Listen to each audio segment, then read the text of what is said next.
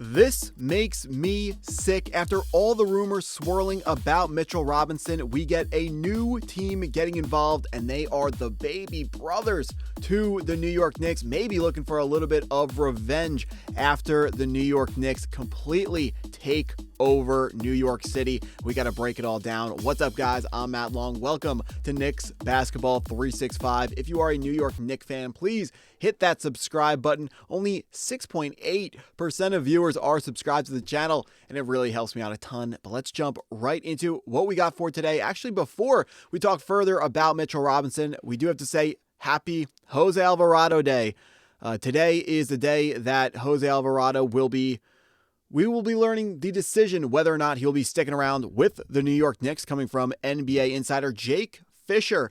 While the reigning champion New York Knicks assess their trade options for picks 24 and 31, sources say reserve guard Jose Alvarado has agreed to move the decision date on his $4.5 million player option for 2026-27 from last Friday, June 22nd, back to June 26th. So I'm now noticing, doing some quick math, June 22nd was not last Friday. That was last Sunday is what I meant to say. So this tweet came out last week on Saturday, I believe. It said that Jose Alvarado was backing up his team option to June 26th. We now are at the morning of June 26th, which means at some point during today, we will learn what the decision is on Jose Alvarado. And myself, just like every other Knicks fan, loves watching Jose Alvarado. He was incredibly entertaining, Brooklyn born. I cringe at the B word today. You're going to find out why in a couple minutes here. But as good as Jose Alvarado is, we have to take the emotion out of the decision and think about what does he bring to the team. He brings defense from the point guard position and ball handling from the point guard position. The question is going to be, can Leon Rose and Brock Aller find that sort of asset for cheaper? You're not worried about the second round pick that went in with the Gershon Yabusele trade to acquire Jose Alvarado. You're not worried about that now. What you are worried about is saving as much money on the salary cap as we possibly can. Knicks owner James Dolan said that the Knicks were going to stay out of the second apron. So far, they are operating as if that is going to happen. And unfortunately, that probably is going to happen. So very strapped for cash. We're going to find out today whether or not Jose Alvarado is going to be sticking around with the New York Knicks. I hope he does, but I have blind faith in Leon Rose, whether or not, or whatever he does, I trust him. Let's get into what we have next. And that, of course, is the main victim, or, victim for the, maybe victim's the wrong word. The main headline of this roster crunch is the fact that the New York Knicks are not going to be able to re-sign Mitchell Robinson unless he takes a monster discount. We heard recently teams involved looking for Mitchell Robinson have been the Sacramento Kings for a really long time, a really long time being the entire regular season. The LA Lakers, because they want to pair Luka Doncic with a lob threat.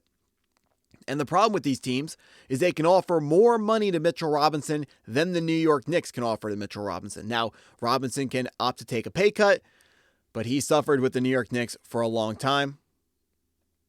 Hasn't made the most money in the NBA. He's not like Jalen Brunson, where Brunson knows he's going to make a ton of money in the NBA no matter what. Mitchell Robinson, he can be looking at this correctly and say, this may be the time where my value is highest. I have to go cash in on this right now, and I would fully support it. The new news for today we get from insider Mark Stein. If you don't know who that is, let me pull my stuff back up here. This was the insider that told us about Sergio De La Rey. The New York Knicks reported interest in him weeks ago. He knew that the Knicks were going to trade down. He said that the Knicks were interested in Sergio De La Rey, a player from Spain that not a lot of New York Knicks fans were up on. So we fully trust this insider here. But let's talk about what he has said this morning.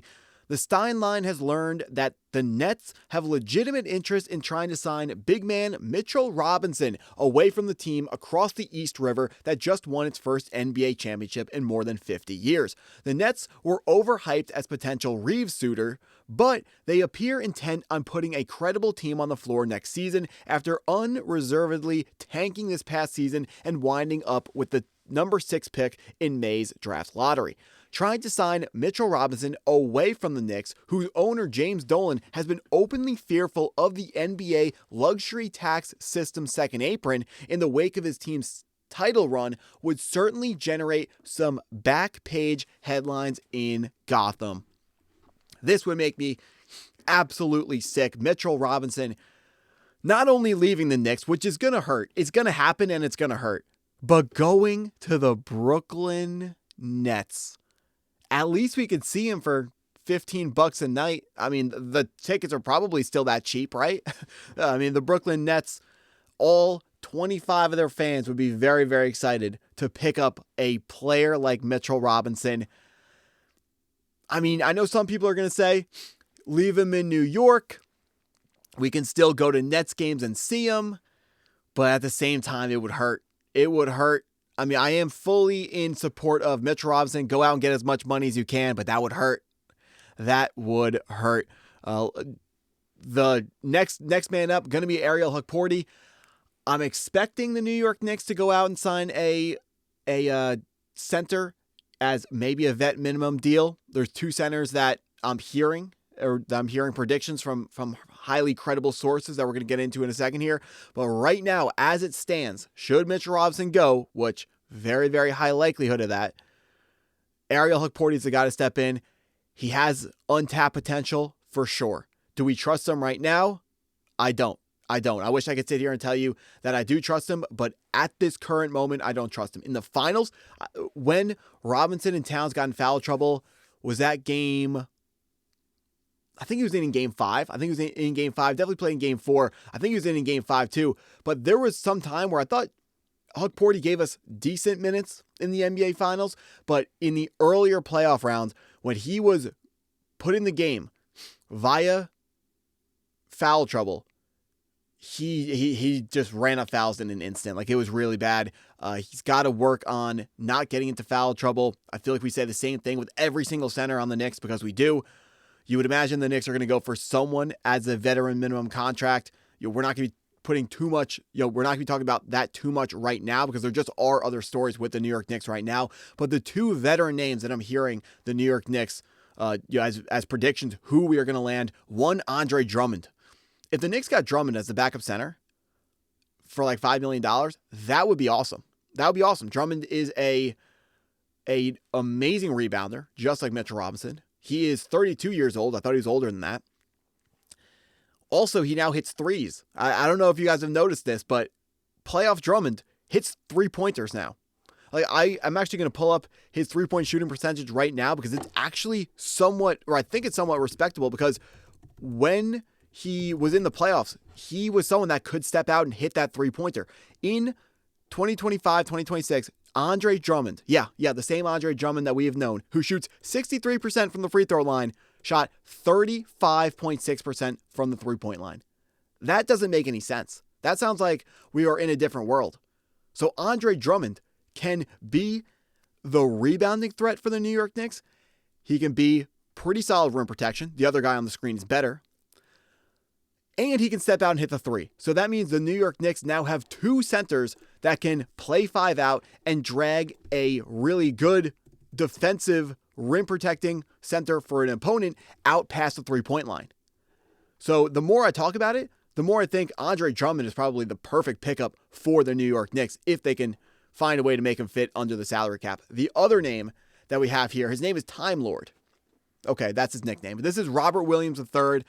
We remember him from the Boston Celtics, constantly injured, but when he's not injured, he is a paint demon. He is blocking everything. He's one of the best rim protectors in the league, I'd say, when he's healthy. The problem is he's just never healthy. So Robert Williams this year, I mean, how many games he played? He played 59 games this year for the Trailblazers, but oh my goodness, the games played is really, really bad for Robert Williams. Robert Williams also shooting 39% from the 3-point line, but I do believe that is in a very small sample size, but I could be wrong on that. I will say I don't watch the Trailblazers play all too often, but the games played for Robert Williams. This year, 59 games. Last year, 20 games. Year before that, 6 games. Year before that, 35 games. Before that, 61 games, 52, 29, 31. Those are low numbers. He's injured a lot. He's really good, but he's injured a lot. Andre Drummond would be an awesome pickup for the New York Knicks. And we got to throw it in there. We're going to see a little small ball center OG Anunoby action next year.